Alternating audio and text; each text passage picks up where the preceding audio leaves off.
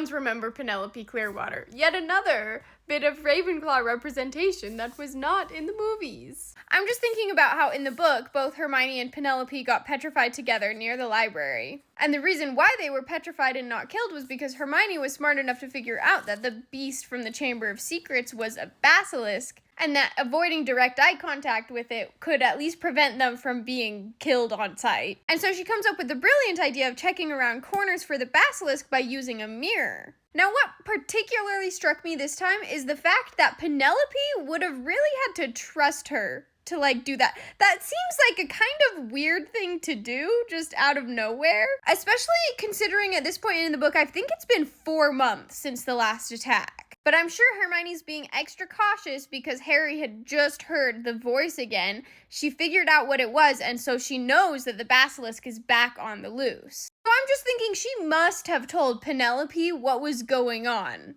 For both of them to be looking around the corner in the mirror. I skipped a little bit forward in my reading for this quote, but this is when Harry and Ron figure out it's a basilisk, and they say, Hermione had just realized the monster was a basilisk. I bet you anything she warned the first person she met to look around corners with a mirror first. And that girl pulled out her mirror and... ...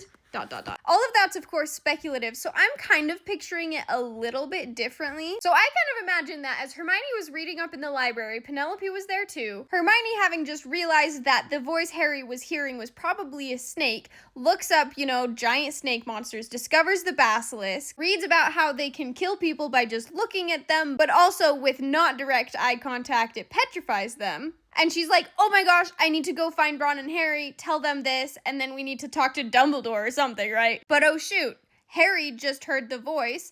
I am a Muggle-born, and in the castle, basically alone. Everyone's gone to the Quidditch pitch. So she thinks for a second, trying to figure out, how can I guarantee that I won't look the basilisk in its eyes? Mirror! Shoot, I don't have a mirror on me. Hey you, Ravenclaw prefect. The only other person who's just studying in the library during a Quidditch match. What's your name? Penelope. Penelope, do you happen to have a mirror on you? Yes!